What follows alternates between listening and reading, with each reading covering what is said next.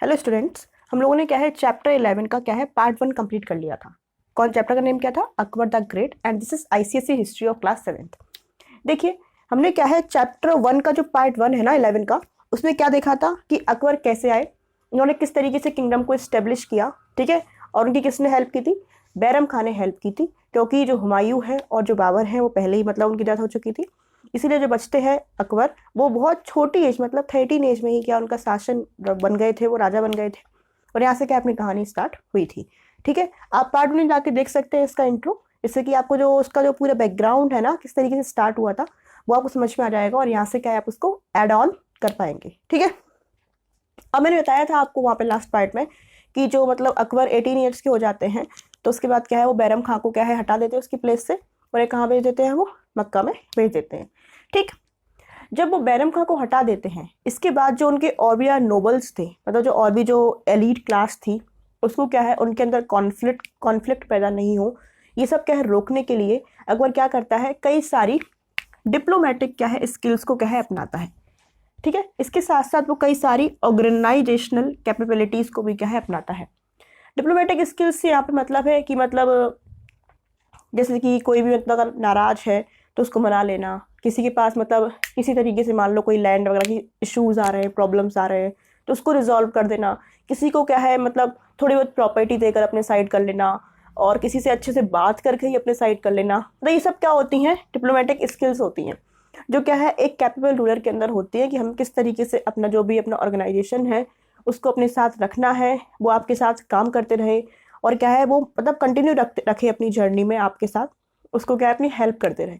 तो इसके लिए क्या है कई सारी पॉलिसीज क्या है अपनाते हैं जो रूलर्स वगैरह होते हैं।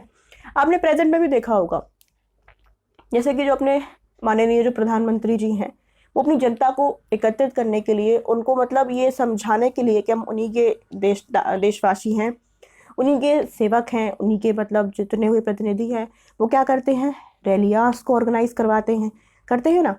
उनके पास जाते हैं, जिस एरिया में जाते हैं उनकी ही भाषा में बात करते हैं, जैसे कि क्या लगे लोगों को, लगे कि क्या है जो हम जैसे ही लोग हैं, आम व्यक्ति हैं। तो ऐसे ही क्या है जो जनरल्स जो नोबल्स हैं, उनको क्या है मतलब ऐसा फील कराने के लिए that the kingdom is for their own, kingdom सिर्फ उन्हीं के लिए है, ऐसा नहीं है, सभी के लिए है। और जो भी मतलब इसके हमारे साथ काम करेगा उनको कहीं ना कहीं से बेनिफिट होगा ही। तो इसके लिए कई सारी उन्होंने पॉलिसीज़ को अपनाई। इसके साथ साथ कुछ स्ट्रिक्स वो स्टेप्स भी उठाए, जैसे कि जो उनके अगेंस्ट जा रहे थे, जैसे कि एक थे इनके कोई हाफ ब्रदर थे मिर्जा हाकिम। इसके साथ साथ उज्बेक्स जो इनके अगेंस्ट जाने की कोशिश कर रहे थे, इनको रोकने के लिए क्या है इनके अगेंस्ट स्ट्रिक्ट पॉलिसीज को भी अपनाया। और जो इनके साथ में थे उनको कुछ बेनिफिट देके, कुछ प्राइजेस देके, कुछ को अपने साथ करके, कुछ लैंड रिकॉर्ड्स प्रोवाइड करके, ऐसे क्या है इन्होंने एक अच्छा सा नोवेल्स का क्या है पूरा एरिया को क्या है मतलब बनाया, एक बढ़िया सी टीम बनाई, और फिर उन्होंने स्टार्ट कर दी जर्नी। किसके लिए? टेरिटरी या फिर एम्पायर को एक्सपेंड करने की जर्नी यहाँ से इनकी स्टार्ट हो जाती है।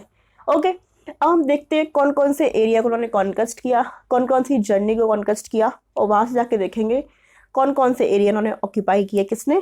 अकबर ने। और फिर उसके बाद देखेंगे किस तरीके से इनका एडमिनिस्ट्रेशन स्टार्ट हुआ।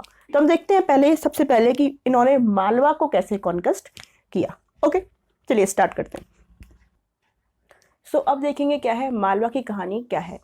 थोड़ा सा मतलब मेरे को हेल्थ इश्यूज हो रहा है आज, मतलब ये थोड़ा गला अगर प्रॉब्लम हो रही है, अगर आवाज़ क्लियर नहीं आती थोड़ा आप एडजस्ट कर लेना।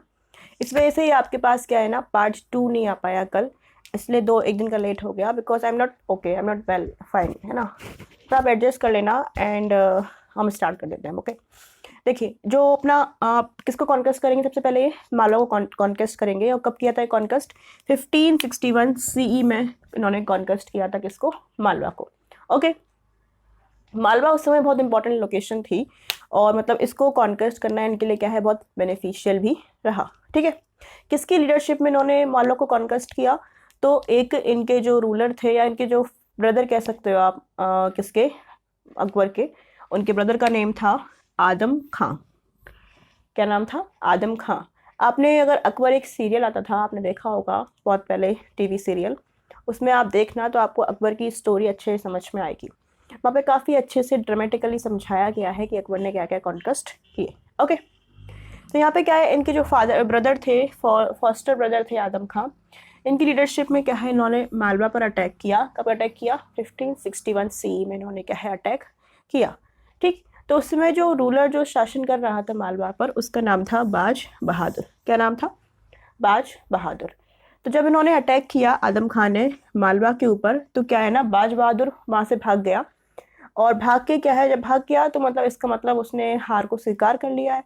और जब हार को स्वीकार कर लिया, इसका मतलब जो मालवा है वो क्या है, एनेक्स्ट कर लिया गया। और वो किसका बन गया एरिया? मुगल एम्पायर का क्या है पार्ट बन गया। ठीक, उसके बाद क्या है, बाज बहादुर ने अकबर की क्या है अधीनता स्वीकार कर ली।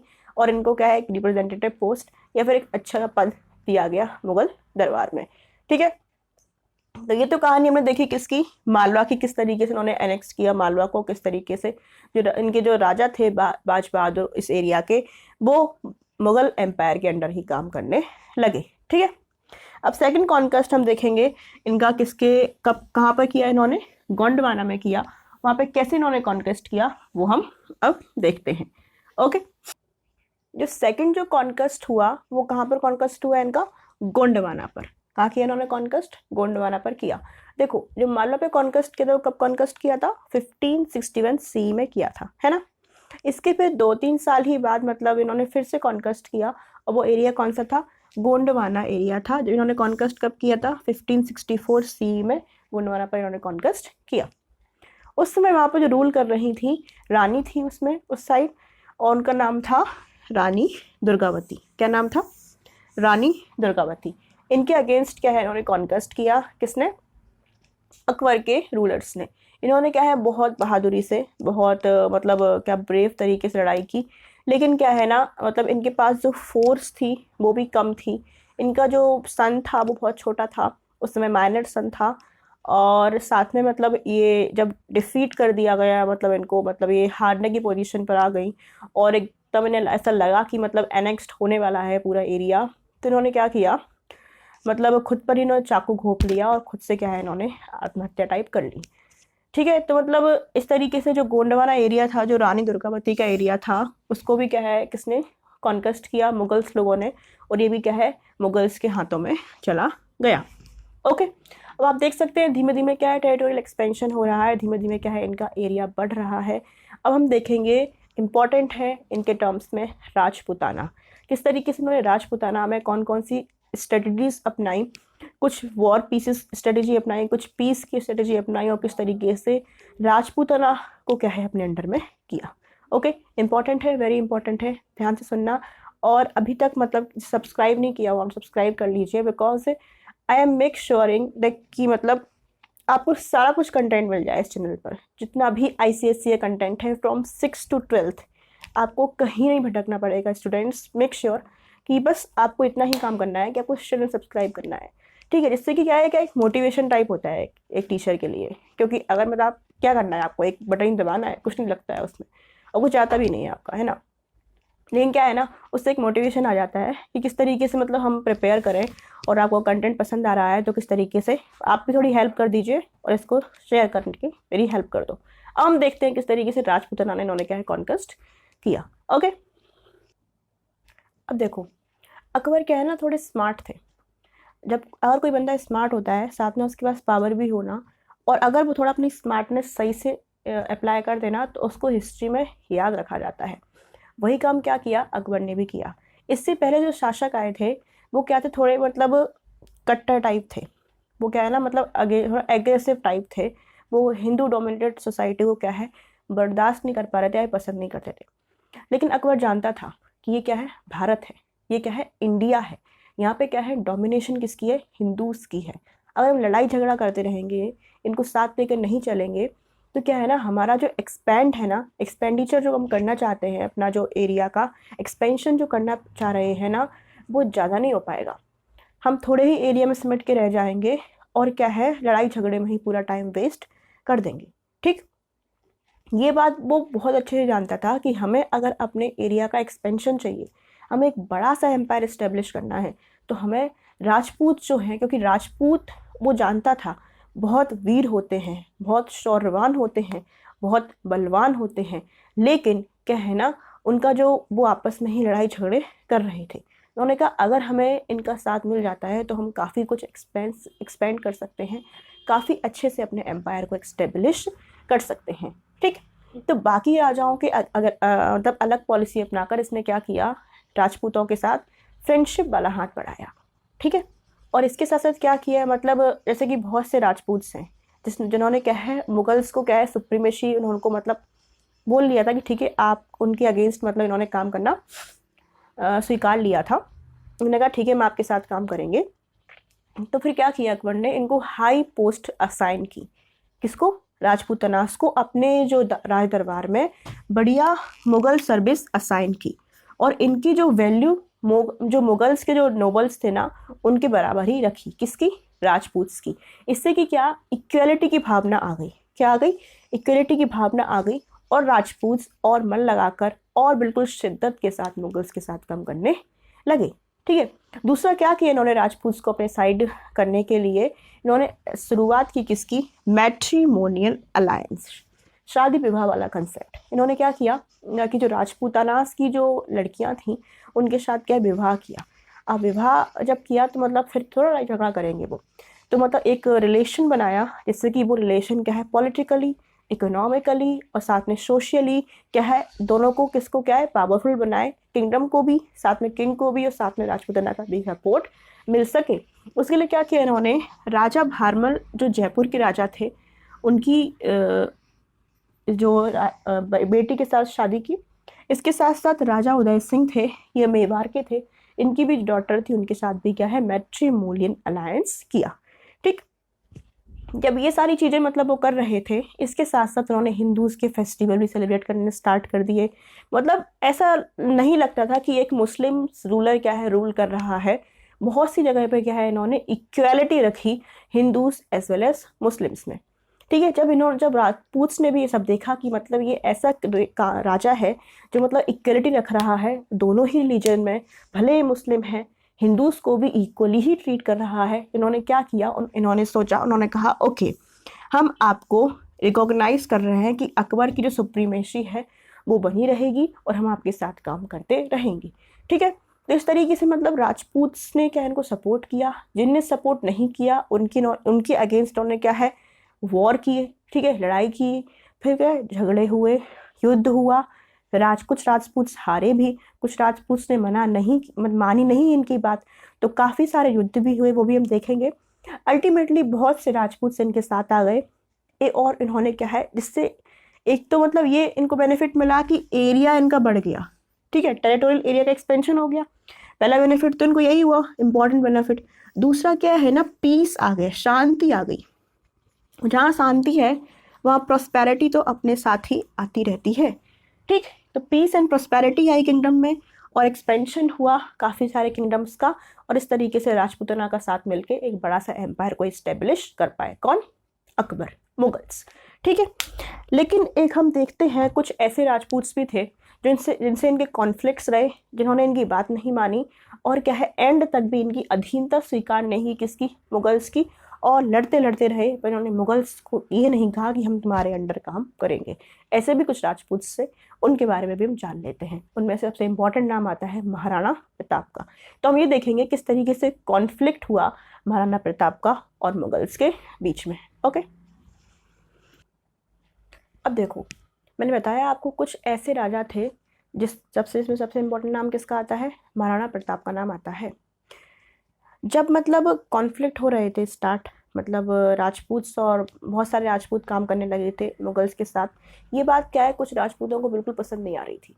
ठीक है, उसमें से इम्पॉर्टेंट नाम थे, एक तो था महाराणा प्रताप सिंह और उनके बेटे, और जो इनके फादर थे ना उदय सिंह,